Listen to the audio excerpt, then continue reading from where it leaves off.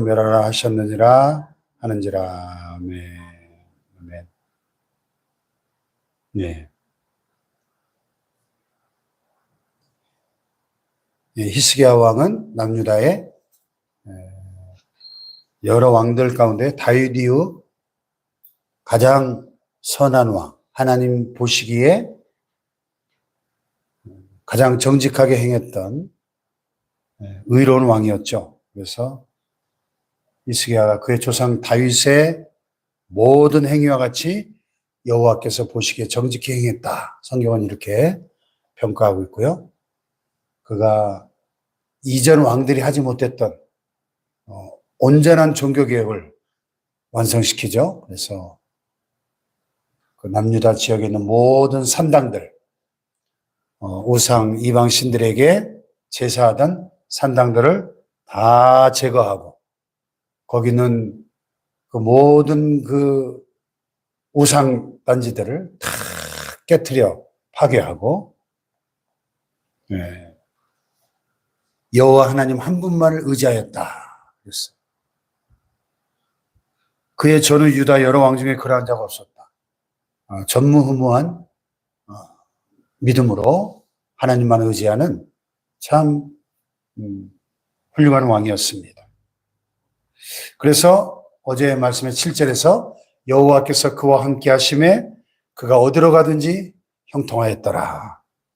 할렐루야.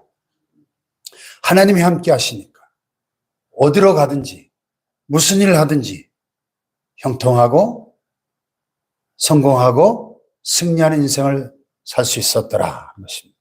할렐루야.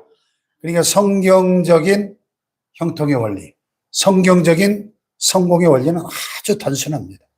하나님이 함께 하시는 삶, 하나님이 함께 하실 때 우리는 형통하게 될 줄을 믿습니다. 할렐루야. 그런데 우리가 알아야 될 것은 오늘 우리가 방금 읽은 본문에서처럼 그럼 하나님이 함께 하시고 형통한 삶이라는 것이 아무런 문제도 없고 어려움도 없고 고난도 없는 삶인가? 그렇지 않다는 거죠. 많은 분들이 신앙생활 하면서 오해하는 것 중에 하나가 내가 이렇게 열심히 하나님을 잘 섬기고 교회를 잘 섬기고 신앙생활 잘하면 아무런 어려움이 없을 것이다. 고난이 없을 것이다. 시험도 없을 것이다. 이렇게 착각하는 거예요. 그렇지 않다는 거예요. 보십시오. 히스기야가 이렇게 하나님께서 인정하시는 다윗 이후의 최고의 왕이었는데 나라가 멸망 직전의 위기를 만나잖아요. 아수르라고 하는 강력한 제국의 군대가 아수르 왕 사네립이 18만 5천 명의 대군을 거느리고 와서 이미 북이스라엘은 다 쳐서 멸망시켰고, 그 당시는 아수르가 대세예요. 아수르가. 그러면 히스기야가 인간적인 수단 방법을 쓰는 사람이라면 납작 엎드려가지고 아수르를 섬기고 우리는 당신의 신하 나라입니다 하면서 조공을 바치고 해야 될 거 아니에요. 그런데 어제 말씀에 보면 여호와께서 그와 함께 하심에 그가 어디로 가든지 형통하였더라. 바로 그 뒤에 이어지는 말씀이 뭐냐면 저가 아수르 왕을 배반하고 섬기지 아니하였고, 아수르 제국 앞에 굴복하지 않습니다. 그래서 여기 오늘 본문에 보면 히스기야 왕 제14년에 아수르 왕 사네립이 올라와서 유다 모든 견고한 성읍들을 쳐서 점령했다. 수도 예루살렘을 제외한 남유다의 전 지역이 이미 다 적들의 수중에 들어가 버린 거예요. 수도 예루살렘은 워낙 천의 요새이기 때문에 산성이잖아요, 산성. 아무리 강력한 군대가 쳐들어와도 정복하기가 쉽지 않은 요새입니다, 요새. 그 예루살렘 빼고 나머지 유다 모든 견고한 성읍들이 다 점령을 당한 거예요. 그러면 이제 이 나라의 멸망은 어떻게 보면 이 시간 문제인 거죠. 객관적인 전력상 상대가 되지 않는 이 무시무시한 아수르 제국의 대군이 지금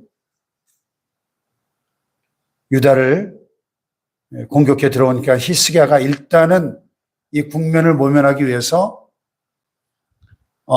아수르 왕에게 아수르 왕이 요구하는 은 300달란트와 금 30달란트의 그 조공을 일단은 갖다 바칩니다.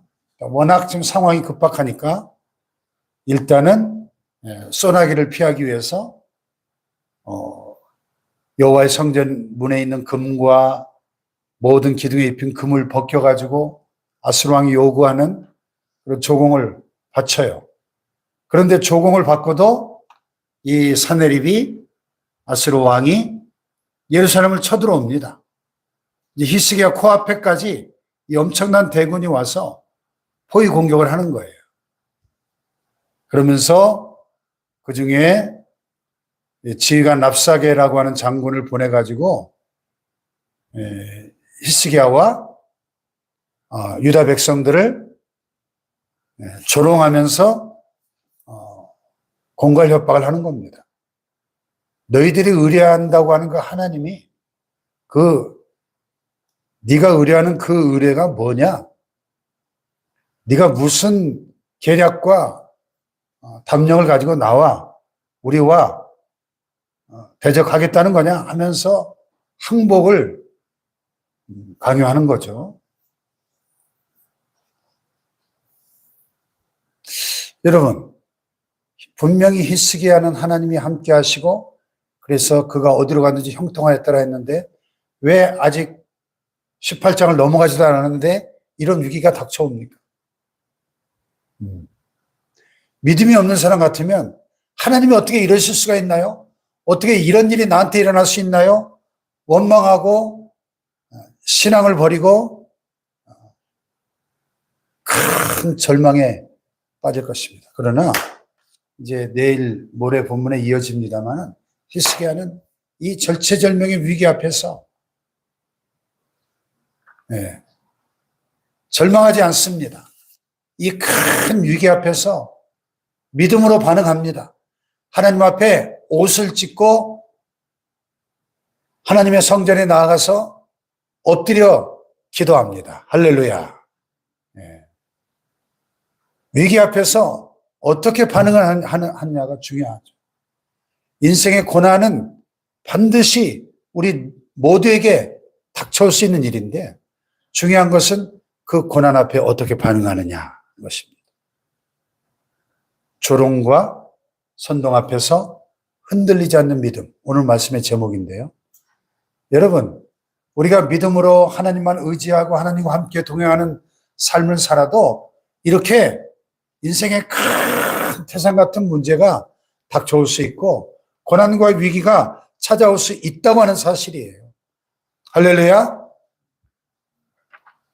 그래서 사실은 그 위기는 하나님의 큰 능력을 경험하는 기회였던 거예요. 우리가 이제 뒤에 본문에 보면 알지만은 하나님이 히스기야와 함께 하시고 이 모든 대적들보다 훨씬 크고 강하신 하나님의 손으로 하나님이 친히 직접 싸워서 이 18만 5천 대군을 한 사람도 남김없이 다 송장으로 만들어버리는 이 어마어마한 큰 승리를 히스기야에게 경험하게 하신 겁니다. 그래서 고난은 변장된 축복이다 하는 사실을 우리는 늘 기억해야 돼요. 할렐루야. 큰 고난이 닥쳐온다면 하나님께서 큰 기적을 우리에게 경험하게 하시려고 허락하신 고난이다. 이렇게 받아들여야 됩니다. 할렐루야. 네. 근데 그게 참 쉽지 않죠. 고난이 닥쳐올 때 우리는 두려워하게 되고 낙심하기 쉽고 좌절하게 되고 하나님을 바라봐야 되는데 하나님보다 문제에 파묻혀가지고 문제만 보게 됩니다. 여러분 따라합시다. 고난은 변장된 축복이다. 예. 하나님의 축복은 고난이라고 하는 검은 보자기에 쌓여서 우리에게 다가오는 거예요, 언제나. 그래서, 고난은 하나님의 사람들의 그 믿음을 단련하고 테스트하고 연단하는 그런 도구임을 깨닫고 우리의 그 믿음을 더 굳건하게 해서 이 고난 앞에 우리가 좌절하지 않고 이 고난을 믿음으로 돌파하는 믿음의 사람들 되시기를 축복합니다. 할렐루야. 그래서 이런 큰 고난 앞에 주저앉지 않고 믿음으로 돌파할 때 우리의 믿음이 한 단계 쫙 업그레이드가 되는 거예요. 업그레이드. 거친 바다가 유능한 사공을 만든다. 그런 말이 있어요. 바다가 늘 호수처럼 잔잔하기만 하면 유능한 사공이 나올 수가 없겠죠. 거친 바다가 그 모든 역경을 헤쳐나가는 과정에서 이 유능한 사공이 만들어지는 거예요. 우리 신앙생활도 마찬가지예요. 내가 산전, 수전, 공중전, 육박전을 거치면서 유능한 하나님의 사람들, 강인한 성숙한 믿음의 사람들이 되는 줄로 믿습니다. 할렐루야. 그러니까 고난을 두려워하면 안 되는 거죠. 그게 믿음이죠. 그래서 많은 심리학자들이 이 성공적인 인생을 사는 사람들을 쭉 분석을 해보니까 IQ보다 중요한 것이, 우리가 전에는 옛날에는 IQ를 가장 중요하게 생각했잖아요. 인텔리전스 코션, 지능지수. IQ가 높아야 인생에 성공한다고 생각했는데 그렇지 않더라는 거죠. IQ보다 더 중요한 게 있더라는 거죠. 그게 뭐예요? EQ, Emotional Quotient, 감성지수. 감성지수라는 것은 단순히 똑똑하고 머리 좋은 것뿐만 아니라 인생의 이러한 모든 그 풍랑이는 바다와 같은 수많은 그런 얼마나 변수가 많아요, 인생이. 머리 좋고 똑똑하고 서울대 나오고, 그것만 가지고는 이 험난한 인생을 성공적으로 살 수가 없더라는 거예요. 그래서 사회성도 좋아야 되고 사람들과의 관계도 잘 맺을 줄 알아야 되고 그 모든 역경 앞에서 좌절하지 않고 인내하고 돌파하는 그런 소위, 그래서 AQ가 나왔어요. AQ, Adversity Quotient, 역경지수라고 그러죠. 역경지수. 역경지수가 높은 사람일수록 인생에 성공하더라는 거예요. 여러분, 인생의 역경이 얼마나 많아요? 인생을 살다 보면 늘 순풍에 돛담배처럼 인생을 살 수 없죠. 많은 역경들이 찾아옵니다. 그 역경 앞에 좌절하지 않고 인내하면서 역경을 이겨내는 역경지수가 높은 사람이 최후의 웃는 자가 되더라는 거예요. 할렐루야. 역경지수. 이 역경지수는 이게 성경적으로 보면 이게 믿음지수. 이거를 SQ로 표현할 수 있어요. Spirituality Quotient, 영성지수. 궁극적으로는 영성지수가 높은 사람이 최후의 승리자가 되는 거예요. 할렐루야.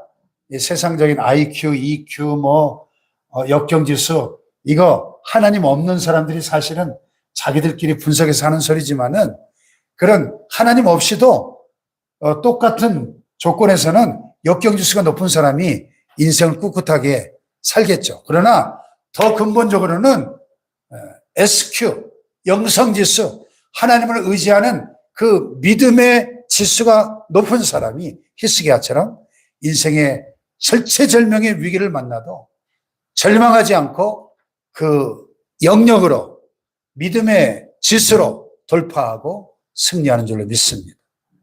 할렐루야. 그래서 이 히스기야, 이 용장 앞에 용장일수록 적이 강하다. 강력한 적이 찾아오는 거죠. 그러면서 이 랍삭이라는 장군이 히스기야의 신하들에게 너희는 히스기야에게 말하라. 대왕 아수르 왕의 말씀이 네가 의뢰하는 이 의뢰가 뭐냐? 자기들이 왕으로 모시는 히스기야는 히스기야 이렇게 부르고 또 자기들의 왕은 대왕 아수르 왕의 말씀 대왕이라고 표현하면서 히스기야를 완전히 깎아내려버리는 이런 모욕과 조롱의 말들을 통해서 유다 백성들을 두려움에 사로잡히게 만들고 이 전의를 상실하게 만드는 이런 조롱과 또 선동 앞에서 히스기야는 흔들리지 않고 하나님 앞에 나아가는 겁니다. 여러분 우리 인생에 어떤 고난과 위기가 닥쳐와도 히스기야처럼 믿음으로 하나님을 더욱 의지함으로 하나님의 더 큰 기적과 능력과 축복을 경험하는 기회로 위기를 기회로 바꾸는 믿음의 사람들 되시기를 축복합니다. 기도하십시다.